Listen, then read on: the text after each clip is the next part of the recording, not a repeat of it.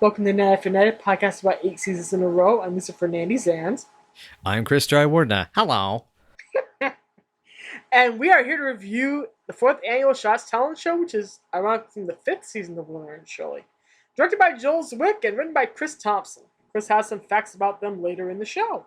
Here's what the episode's about. After 3 years of setbacks and humiliations, the girls are finally put in charge of running the Shotz Talent Show. But every single act they put forth is rejected by Mr. Shotz, who, after seeing Edna and Carmine perform a patriotic tap number together, realizes he wants to run a show with an American theme. The girls just want to rock out and put their friends on stage. Now they have to rewrite everything. If they don't redo their number, they'll be out of the show. Will they manage to reach a compromise that lets them and their friends show off their talents without risking the whole show? So what do you think of this one? You know, I know I should have listened to my mother because she'd tell me that I would love this episode sooner or later. Actually, she didn't actually. She didn't tell me. She didn't tell me that I would love this episode. But yeah, but I did. I loved it. This was great. This is a blast. Yeah. This is my favorite of the Shotz Talent Show episodes. It's the most cohesive. It's the gang against the big shots. It's got the best variety of music. I like the plot line a lot better. I would probably rank the third one second, the first one, the third one third, the first one second, and then the second one comes all the way at the bottom because in spite of the songs, it doesn't work as well for me. But as in that would be season 2's? Yeah. What would your ranking go? Oh man, I'm still kind of thinking about that. I have a feeling this will probably end up being pretty high. I really did like, I did like the second year, the second almost annual, which was season 3. I'm not even entirely sure exactly if it's just part of it. I will say is Harry as the big shots was a big draw, but I agree that it's missing something, and that's definitely a factor. The third one, which was in season 4, I didn't like very much, to be honest. It was very well orchestrated gags, but the whole way of turning Lenny and Squiggy into heels just doesn't work for me. It almost like needed two new characters that were almost like the evil mustachioed versions of. I honestly would have been fine with David and Michael in costumes with masks and fake mustaches, doing heel versions of those characters that wasn't actually Lenny and Squiggy. And Lenny and Squiggy show up at the end and are like, wait, what did we miss? What's going on?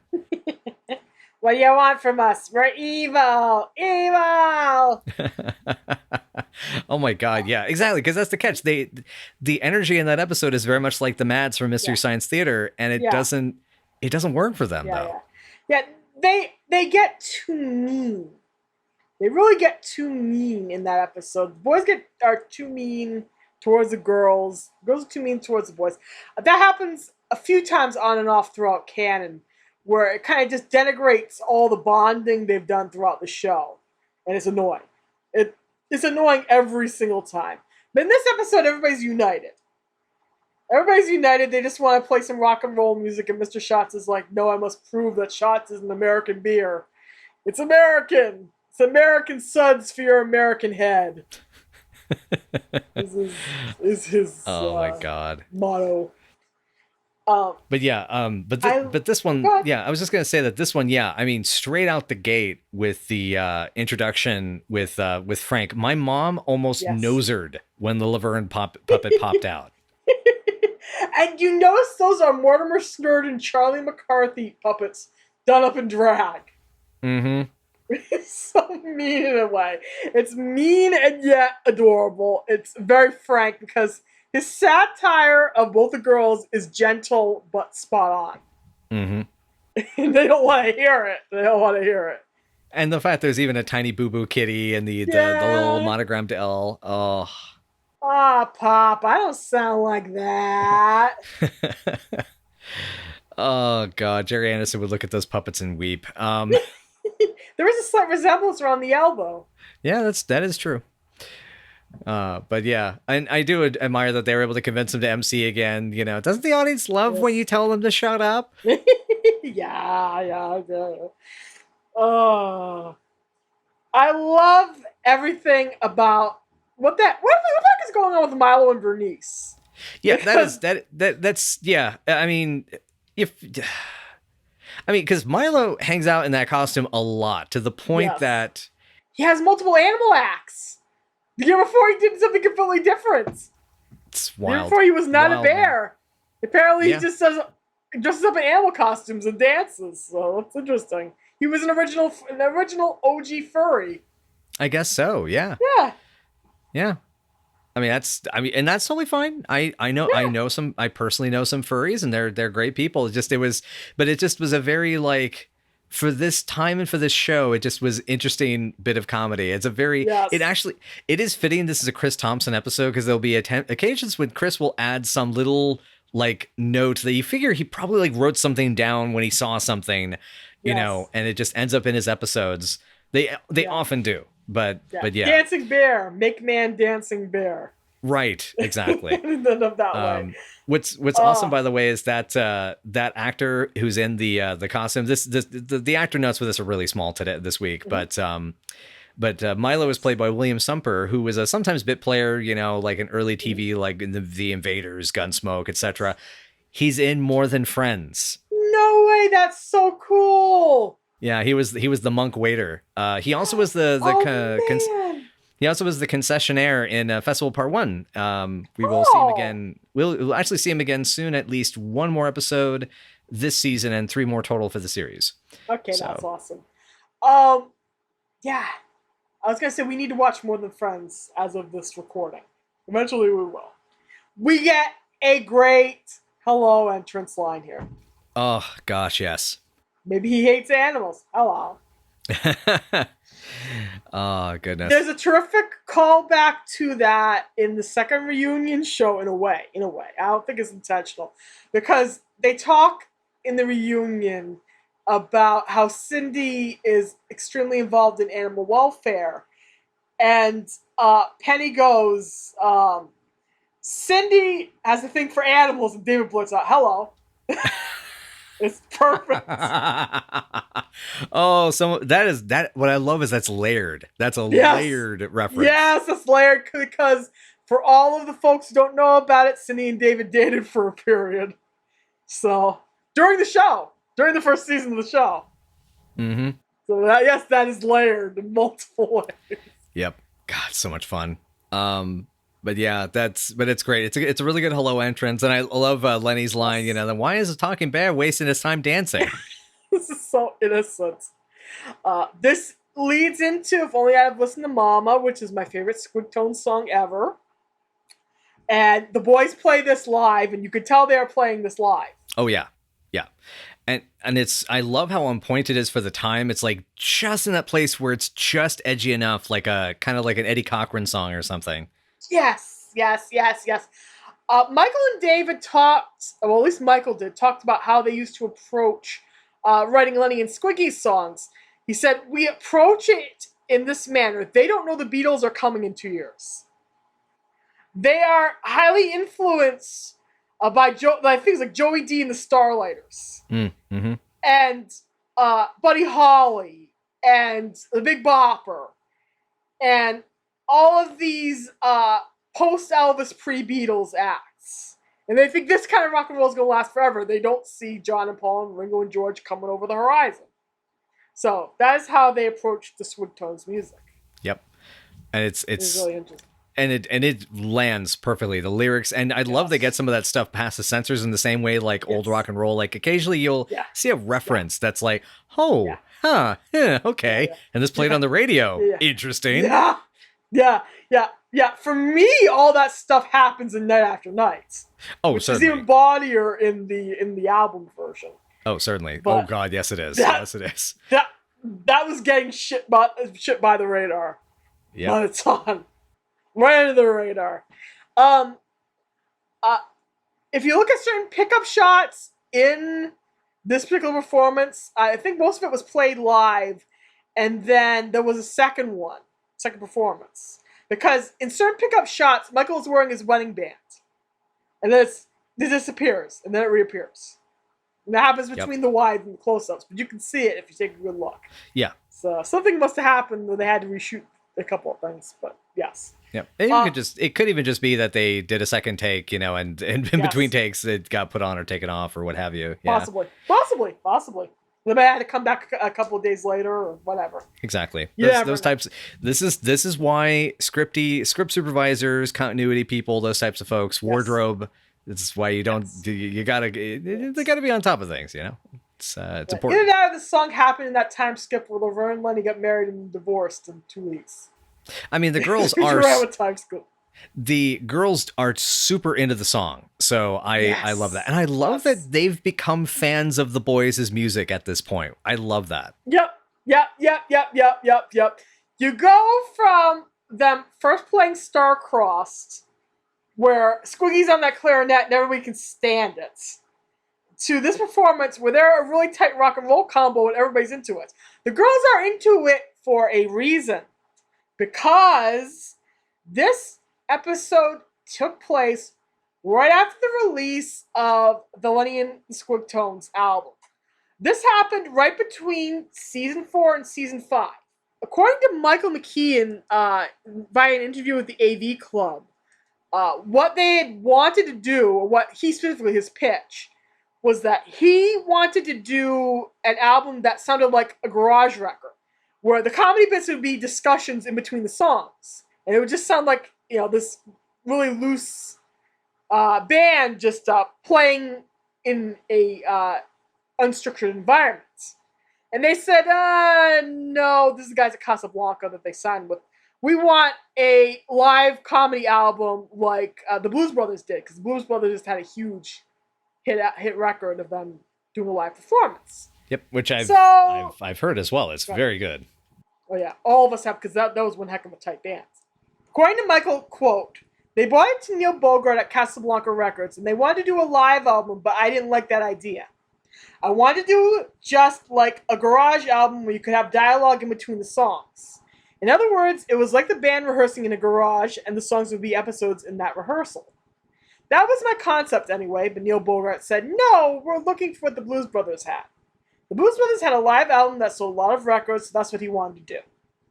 So we did this thing at the Roxy, and it was alright. You know, it was kind of a mess, but we fixed it up a bit, patched it up a bit, put it out, and it didn't do anything. We did do live gigs, and after about the first 3 or 4 gigs, they got really good. We played at a club, I believe it was in Pittsburgh, and it was a really small room, and they sold about an extra 50 tickets, and there was no room to do anything but sweat and play. And he laughed. People were literally sitting on the equipment because there was no more seats. We played a great fucking show. We kept looking at each other going, where is this coming from? But you know, it really was turning into reality, that fantasy that we all have when we pick up an electric guitar for the first time. Someday you're going to be playing in a place like the Cavern Club. It's going to be too hot and sway to move or do anything else other than play and have a good time. This is directly from his AV Club interview. That's pretty awesome. That's rock and roll. Yeah, I know. Like he said, they toured the act around the whole country. The very first gig was in Milwaukee, ironically, and it did not go well. He's talked about that on Twitter. That the sound was off, the mixing was off. It was a bad way to start the tour. They also did a lot of autograph signings all over the country. The album stiffed. This was a way to kind of promote it after the fact. And that is why, you know, we have the full-on Lenny the Squigtones insignia on the drum set. That is why the girls are rocking out instead of being horrified. And that is why the guys ended up singing all this stuff on an episode of American Bandstand around this time. Mm-hmm. So that was the attempt to kind of get Lenny and the Squigtones, a Blues Brothers like following success story, and it did not quite work out. Yeah, and it's weird. It's like, it's unfortunate, but at the same time, I also feel like the world would have been very different, and their careers would have been very, very different if this had taken off in that sort of fashion. Yeah. Honestly, in a way, it kind of worked out, because during the Squigtone sessions and in doing those gigs, that's how he and Christopher Guest hooked up with Rob Reiner to do some stuff, and that led into Spinal Tap. So that's right. Yeah. In the end, it all works out. Yep. Got Lawrence Benefield St. Hubbins. Patron saint of quality footwear. I can't do a British accent. I love that. Yeah, it's really cool. Yeah, that's a great find. If I recall, you just showed me that article ages ago, I and did. it's Yes, I did.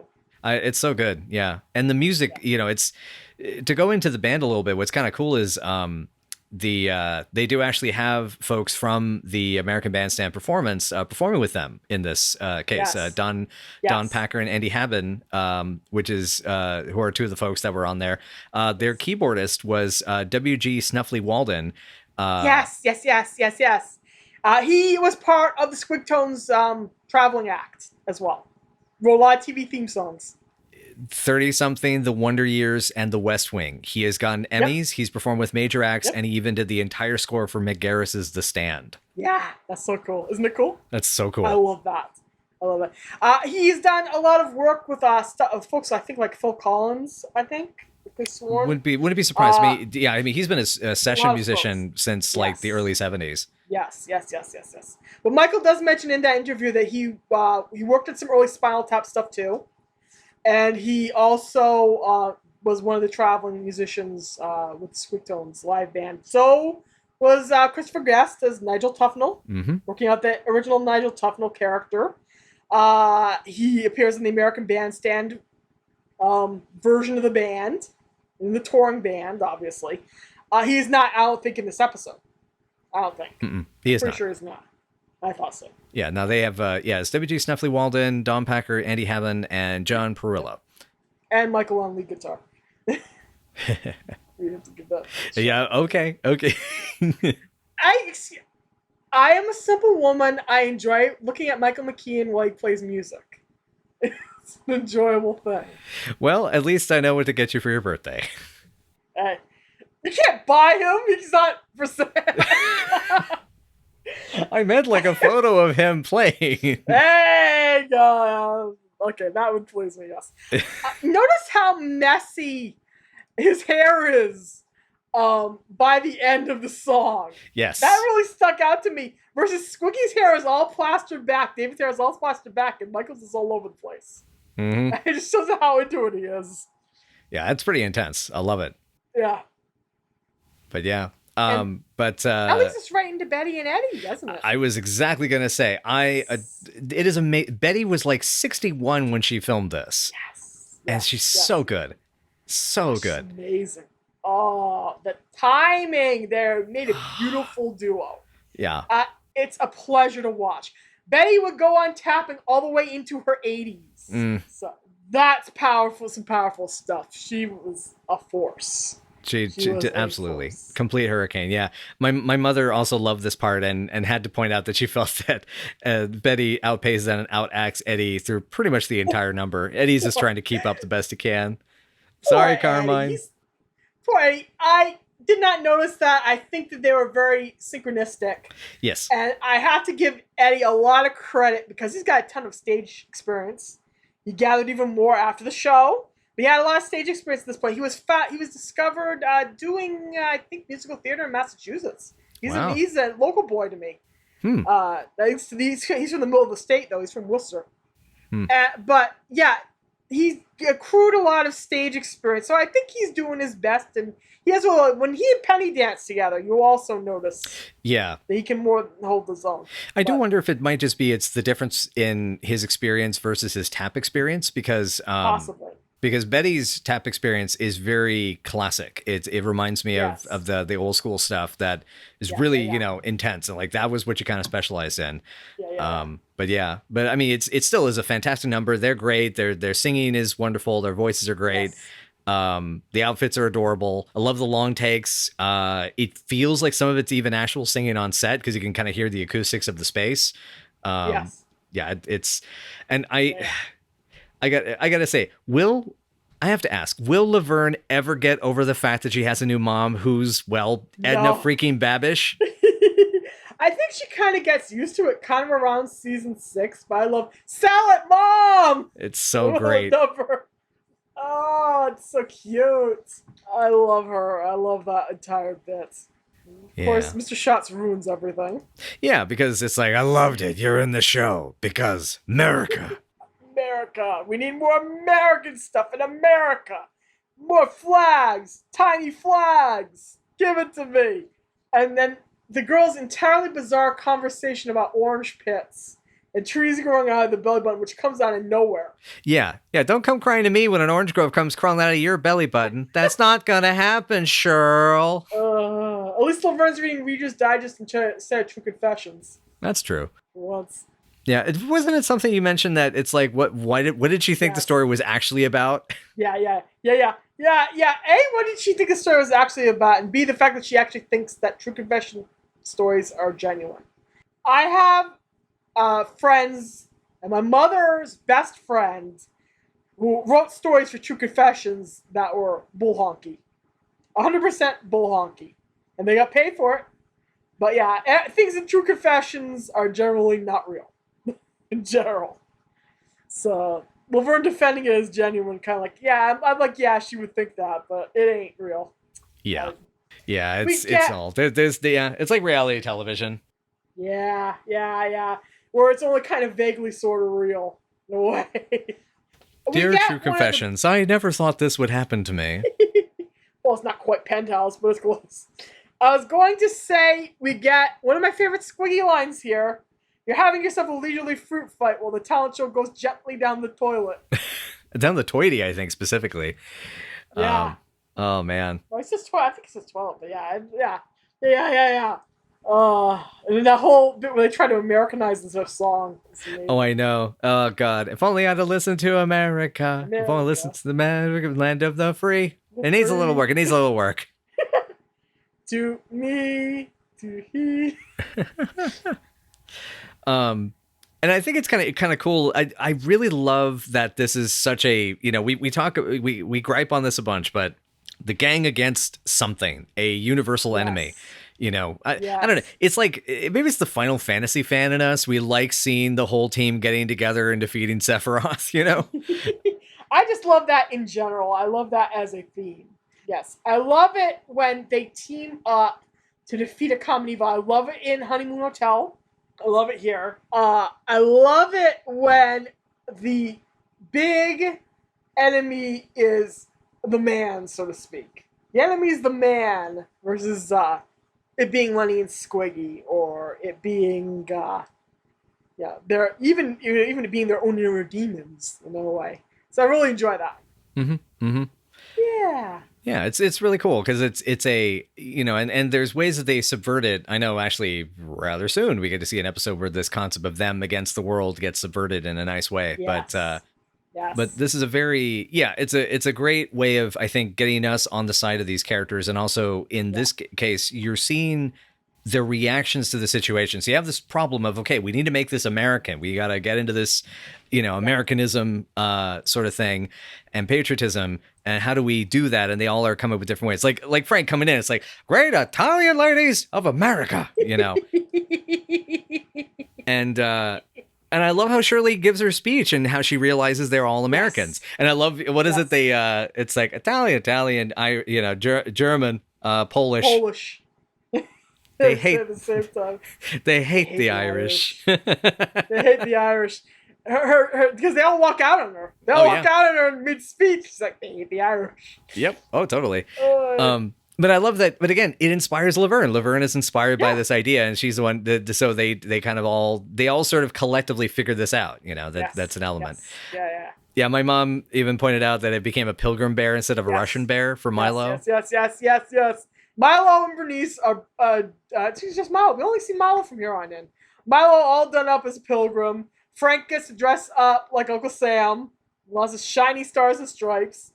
And we get to hear the story of American history through the eyes of Benjamin Franklin. Well, it's not really Benjamin Franklin. It's his father history. Old man history. I have it written down. Old man history and little Lenny. Oh my. His oh my, his very flat oh my's kill me every single time. And it's just great. More strife. That is why I had to make a GIF of that immediately. I still have that on my hard drive. I'm going to use it whenever I can. I love the silverware. Civil War. The silverware. Oh, the Civil War. Well, even though the women dressed like fools, time marches on. And I also love the self-deprecating bit of, and we wrote it, so you should all be able to understand it, which is it's a self-deprecating line, but it's also the great little bit of commentary. Like, this whole idea, like, I'm kind of curious of your take on this, because so we figure this episode's around like 1962, and it's like the timing of it is interesting, because I wonder if there was someone in the writer's room that's like, if this is in 62, this is a time when Americanism was rampant in the older set. And Shotz is an older guy. This is a guy from, we figure probably in his late 50s, early 60s. And so that would mean the dude was born in 1900, 1915 maybe. And so, it's just interesting to posit all of this.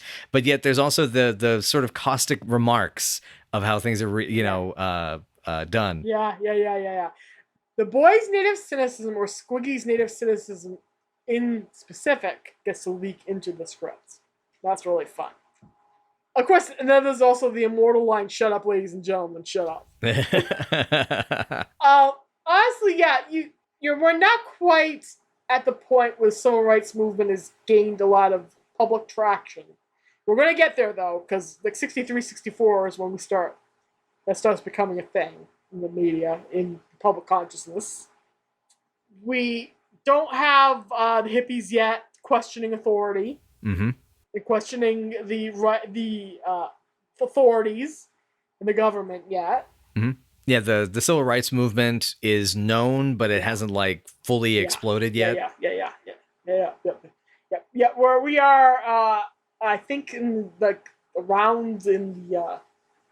Kennedy's not dead yet, obviously. We skipped Kennedy's assassination. Right. And let me look up the...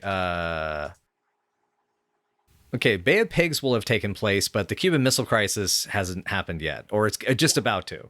Yeah, I think we skipped the Cuban Missile Crisis entirely. Okay. In the time skip, I think. I think that gets lost in translation. I think. Yeah. So we kind of get that post-bicentennial fever that happened a few years before this episode aired. It's kind of like a weird time for them to go super patriotic. You think they would have done this, in season 2, because that would have been more topical. It's more bicentennial. It's more, Look at America. Aren't we proud? Americans. That kind of time-wise, that would have worked better. But otherwise, I guess within the scheme of the show, Shotz is just, this old-fashioned dude who thinks to himself, well, I made it this way. You all should be grateful and proud that you're Americans living in America. Probably his POV. Yeah, so I can see that's why he went with this theme. That's why he thinks this theme is a great idea. Yeah, that's what it feels like. But yeah, I mean, I really like the showcase they do is awesome. The costume changes are adorable. Girls look amazing. David steals the entire scene. Even the gams of the gals can't distract from how good the boys are, and David especially. Yes. Yeah, David nails line after line after line after line in this episode. He has so much fun, playing out Squiggy's disgust at the ridiculousness and fun of him, basically. Exactly. Until he finally gets to rock out. Mm-hmm. Was it a catchy little war? Michael does get some good lines. Yeah, Michael does. Yeah. Oh, certainly. Yeah. But I mean, there's. I got to put this in a compilation somewhere. The first war was so good, we decided to hold another one. We called that World War II. Was it a catchy little war? It's such a blast, and it's vaudevillian. There's a body all-American fancifulness. Yes. Yeah. The girls work their orange tossing into it. Yes, and then drumming with the oranges. Yeah. Yes. Frank gets to play the trumpet, which we didn't know he could do for this episode. So good. Oh, it was a lot of great stuff. And then I love the line, was it the Cold War? Not even warm. When we landed, was it the space launch or something? I can't remember what the context of the they mentioned the reference to the space race. Yes, they reference the space race. They reference what else did they reference? That I forget what else they referenced, but it's of course the greatest event in the history of America is the rock and roll. Woo! Everybody gets to rock out. And the girls get to wear great gold lame bodysuits. Mm-hmm. Cindy gets to take it so serious, and it's exciting and Yeah. intense, and just that little bit too much. Yeah. I remember what Penny said, like I've mentioned before, that Cindy absolutely took her singing on the show seriously. She took vocal lessons so that she could do this well. Yep. And that ultimately is what occurs in this particular episode. Yeah. Oh yeah, the hurrahs especially. The hurrah, You know. hurrah, Hurrah. Yep. men will shout. Shout. And and we'll all goodness. feel again. The and as mentioned again though, yeah, when we get the big explosive finale, rock and roll, you know, Cindy taking it seriously. My other note is that Penny gives Laverne the sleazy, fun, completely unhinged rock goddess sort of, you know, swagger and shimmy, and the way she spins the microphone, and it's fucking magical. Yes. Absolutely. Gosh, it's terrific. It's absolutely terrific. Yep. It's it's interesting. It's definitely American in the strange way, not just like in the mythology, just like in the personality. I actually love how the self-deprecation is very mid-century 60s, and it's kind of scrappiness, you know, this blue collar scrappiness. I'm surprised this episode doesn't get referenced more often, both by the fans and even by people who casually watch the show. I don't know. I think people find among the Shotz Talent shows, I think people either find the girls' Calypso number or the wedding of Jack and Jill more memorable.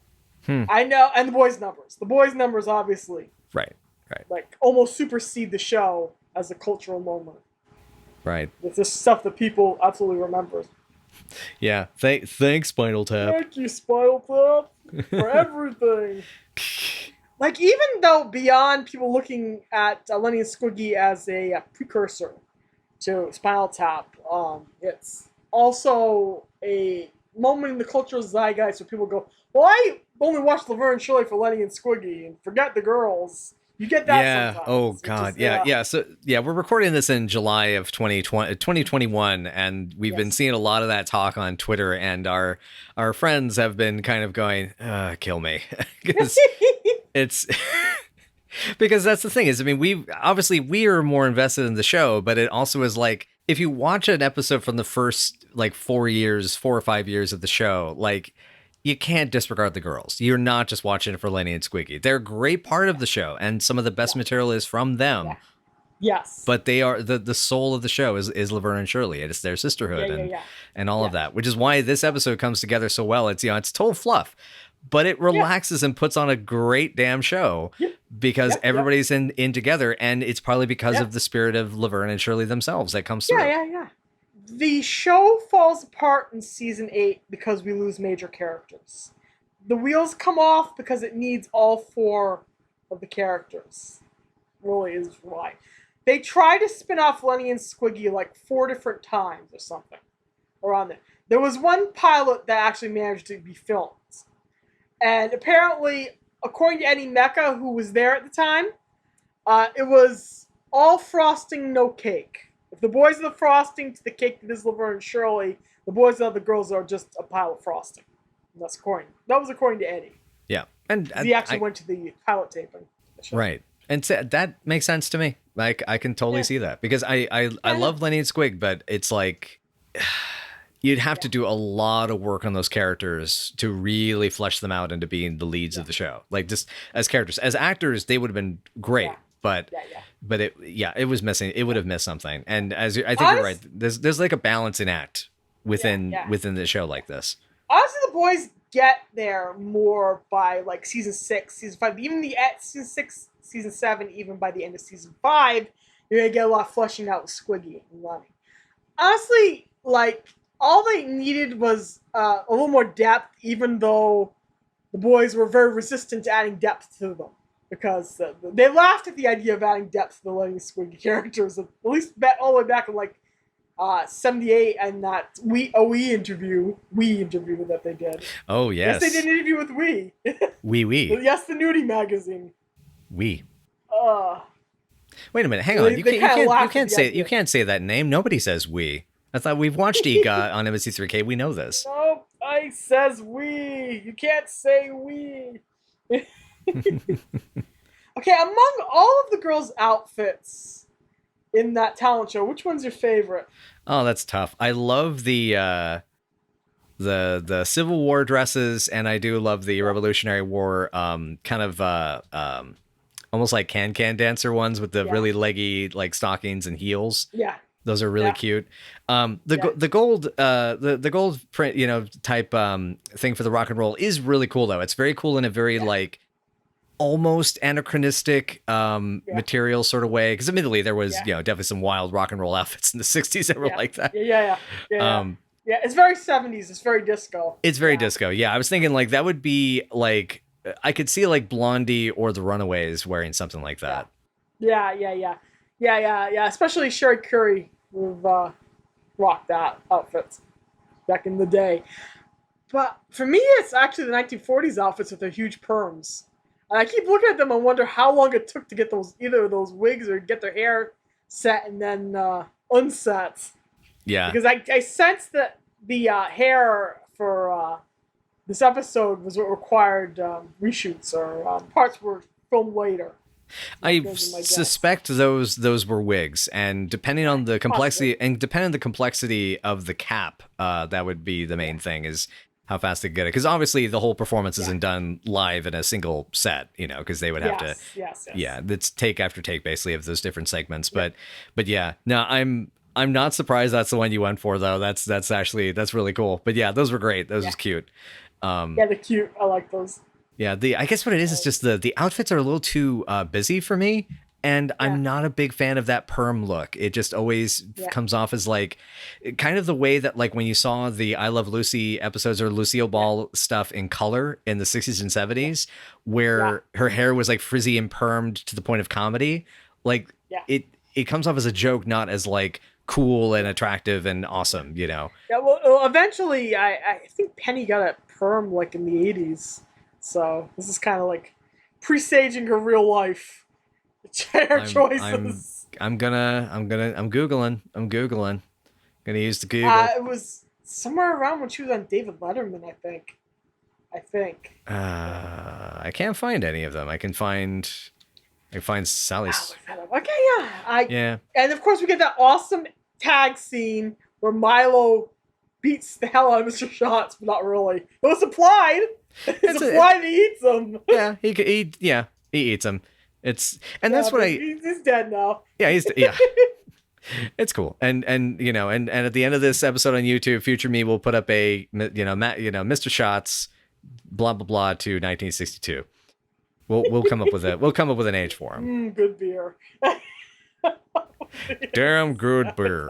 Sorry, all of it. Our beer is American. American beer from America. Yes, there you go. Anyway, yeah. I mean, there's not much else note-wise to really cover. So I know we mentioned Chris Thompson, Joel Zwick notes. I should have clarified before we started recording. We are actually going to cover those next week. Because it's the same writer-director pair, and it's a bit more significant to cover it on that one because it will be Chris Thompson's last episode. So so that's in terms of behind the camera notes. That's the last one to mention. There is also Valerie Armstrong as Bernice. She had a really varied career. It's kind of a bummer, as you pointed out. Bernice only shows up for that one scene in the beginning, then she's kind of gone. She was one of the Angora Debs in Bridal Shower. Yeah. Yeah. I kind of recognize it now I think about it. Yeah, super varied career. She was even in a Paul Bartel short film in the early 70s. Huh.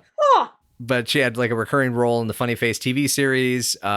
She had a role in the soap opera Santa Barbara. She has a walk-on bit in Pretty Woman, and even has a little bitty part in Mouse Hunt. So that's kind of cool that her career got these nice little waves and circles and stuff like that. But anyway, so but yeah, so that's the only thing actor-wise to note, because we already talked about William Sumper earlier. But yeah, Joel Zwick, Chris Thompson, we'll be covering them next week. I promise it will be worth it, though. Cool. That will be very, very cool.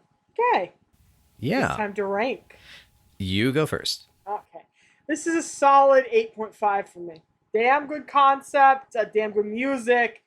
Them Against the World, love it. Nice. Worth it. It's worth it for the performances alone. You're gonna have to understand that You're going to have to understand that with the Shotz Talent Show plot lines, there absolutely is no plots. As soon as you accept the fact that there is going to be no plot, no character development, this is just a talent show, then you'll enjoy it. You'll go and enjoy it. So this is one of my favorite ones when it comes to talent show episodes. Exactly. It's the cast getting to have fun, being the characters and living them all out. And when we get to next week's episode, is a little deeper and a little, stronger in that regard. But it's sort of like, I don't think the episode that's coming next would be as strong without getting to watch this one first. Think of it like we already made the cake and frosting analogy. This episode's the frosting. It's really sweet. It's really sugary. It's delightful. It's colorful. It gets you enticed. And then the next one is going to be the hearty cake. It's going to be the filling. Yes. The next episode, ironically, in this episode order, is very much a cake. It's actually bread. It's whole wheat bread. It's sustaining and fulfilling. And we get major character developments. In this the next episode. Yeah, it's like cinnamon toast. It's like a nice buttery cinnamon sugar toast, or yes, indeed. Yeah, you get your jelly. Yeah, there you go. It's like bread. It's bread. Yeah. Hey, future me, put up the It's Bread from Silent Hill 3 for us. Thank you. All right. For me, you need to give your rating. I know. Yeah. 8.5 as well. I think I'm going to give the same. It's actually, wow, it's the first time we've had the same number in a while. Yeah. But yeah, no, this absolute delight, lots of laughs, lots of great little bits, lots of great acting. The performances are amazing. Totally a must-see episode for the season.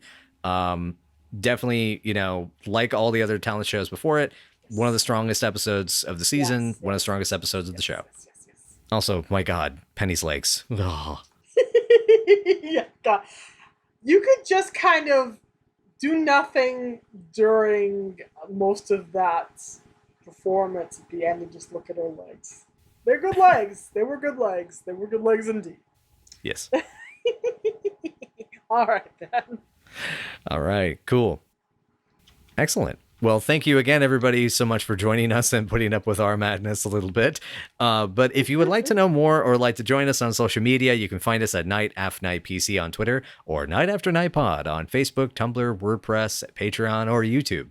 We also would just like to wish you well and hope that you have a wonderful day and that you'll join us for any other shenanigans that are here to be in the future, dear. So, hang on. We gotta... I think for next week, though, we have something to do. Hey, is this on? Testing? Test. Lisa, is this thing on? You are indeed audible, Chris. And in the next episode, the gang undergoes psychological testing. Will they reveal their secrets to the company's psychologist, or will they manage to completely conceal their unusual quirks? This is testing. Yeah, well, it's I guess we'll just have to see it. I hope nobody else kind of figures out our quirks in the process, but oh God, who am I kidding? Oh geez, we're doomed. Oh wait, oh no, I said the quiet part out loud. Oh no. I'm gonna run off to the episode now. Bye, y'all.